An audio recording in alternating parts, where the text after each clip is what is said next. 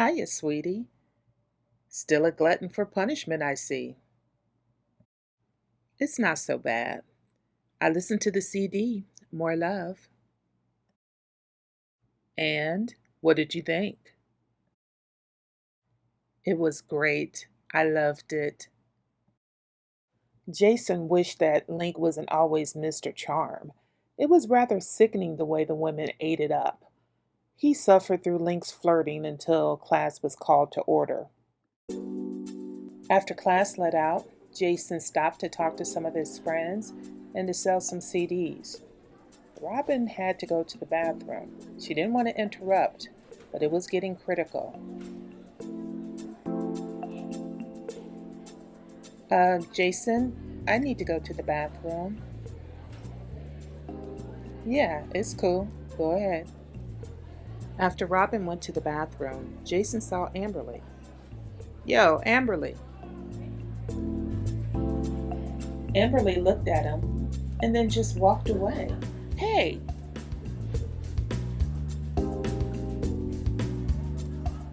Jason scowled and then chased after her. Hey, why didn't you stop?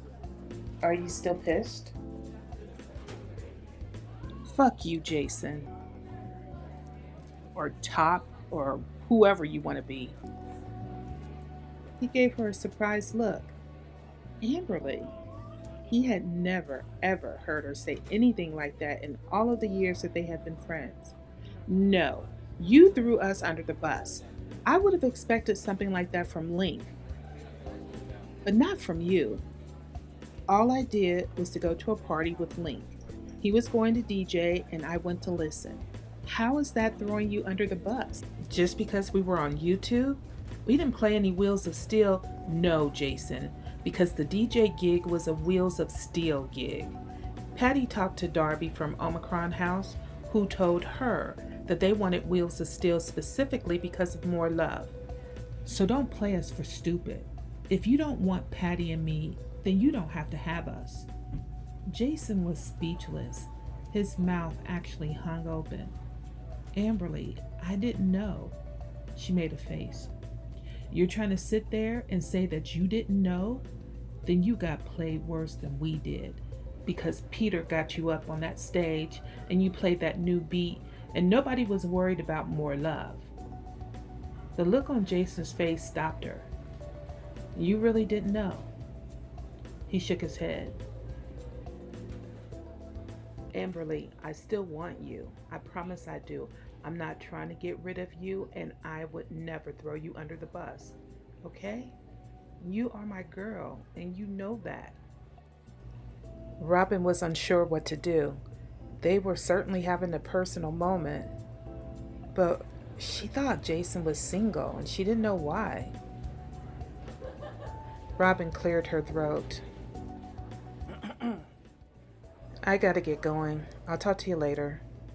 All right. Talk to you later. I'll call you. Amberly left, and Jason didn't look too happy. They probably almost broke up, Robin thought.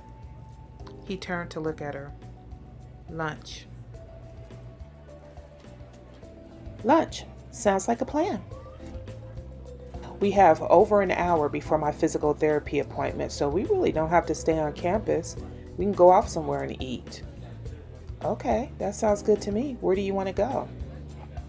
Doesn't matter to me. You're the driver. Okay. So where are we going? Well, there's a soul food restaurant that's not too far from where I live. I usually go there on Fridays. Do you like soul food?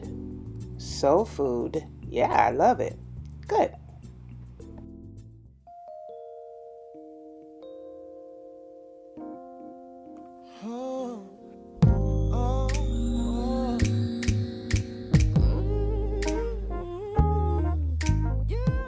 Robin turned up the radio when one of her favorite songs came on. She noticed that Jason was bobbing his head to the beat. She started to do the same.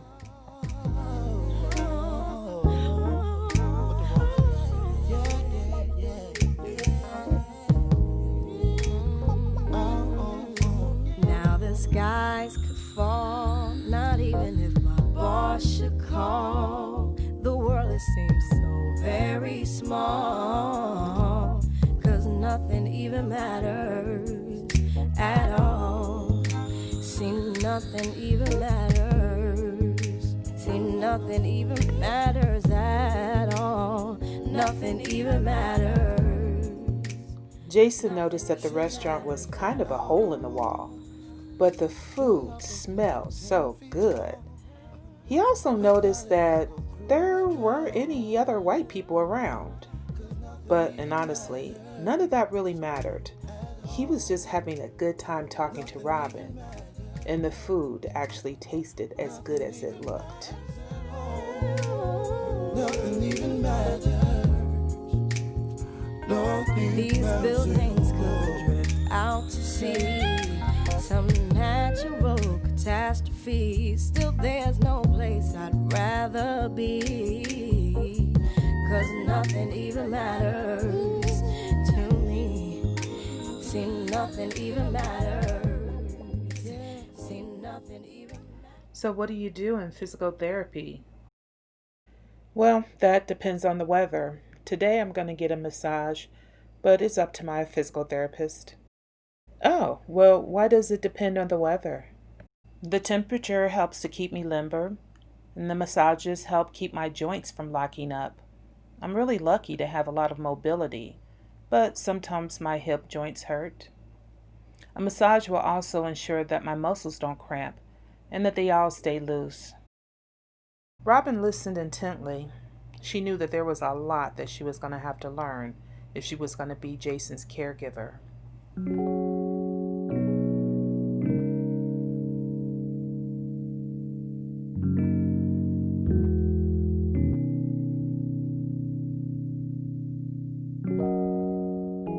Robin was surprised to see just how nice the rehab facility was.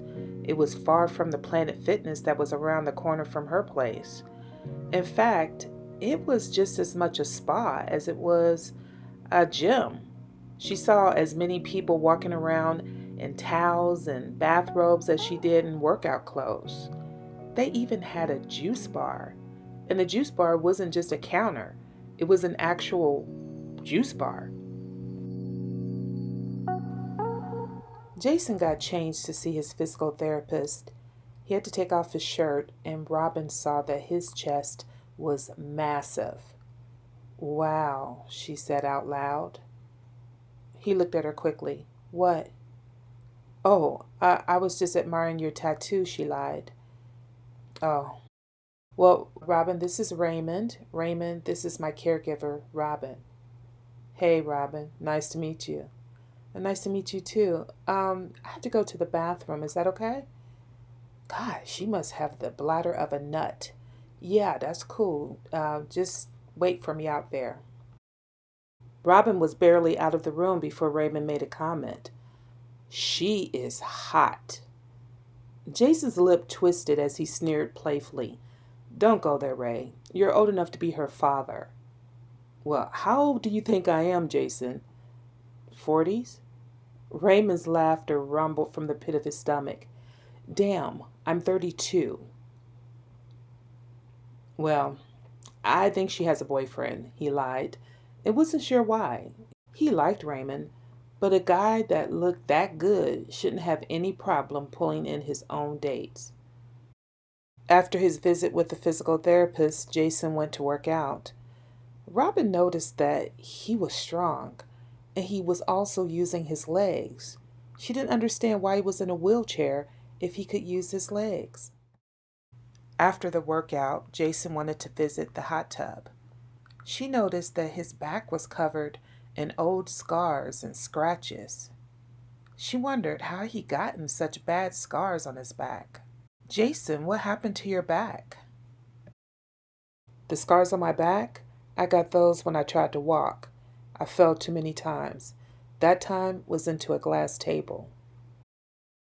Robin thought back to the time that Jason told her that his mother didn't want him to walk. She understood now. He got into the hot tub and it looked nice.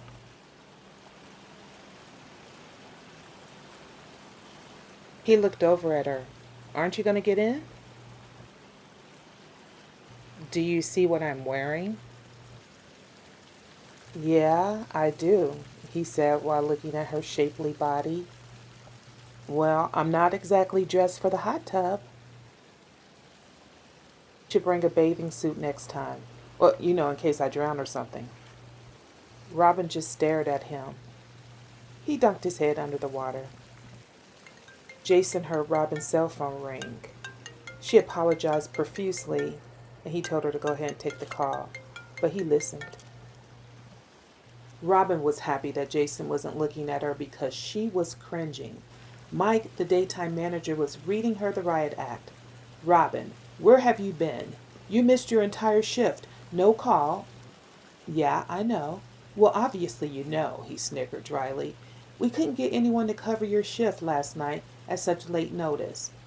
He paused, providing her with the opportunity to apologize or beg for mercy. Well, that's what I want to talk to you about. Finding someone to cover me permanently. There was silence, and Robin closed her eyes and wished that this part was over. You're quitting? He seemed stunned. I think it would be for the best. The message that was left for me last night kind of told me to make a choice. So there, it's made. So you're saying that you're not even going to give us a few days in order to replace you? Robin chewed her lip without responding. Well, can you at least come in tonight? He pleaded. She suddenly realized that Mike had not anticipated losing her as an employee. He got off on giving people shit, but the restaurant really couldn't afford to lose a valuable employee like her. And now his tone was completely different. Somehow that made her feel powerful. Mike, I'll come in tonight, and as long as my final check is ready and waiting for me for the hours that I did work, as well as the shift that I'm going to work tonight, then I'll go ahead and work. But Mike, I want you to understand this. I overslept and missed my shift, and for that I apologize. But I never call off. I'm never late, and I fill in at the drop of a dime. I think that under the circumstances, the message that was left for me could have been a bit more understanding. Maybe some employees screw people, but I don't. She was amazed that her voice didn't quiver, although the rest of her did. She'd never said anything like that to an employer. Then she thought, what the hell? It's just Mike. He needed her. She didn't need him. Jason had been listening quietly. Robin had been working two jobs. He felt even worse about yelling at her, now that he understood the reason that she'd fallen asleep. Sorry about that. I would have stepped outside, but, the whole drowning and everything. No, don't worry about that. Just bring the chair over and we can get out of here.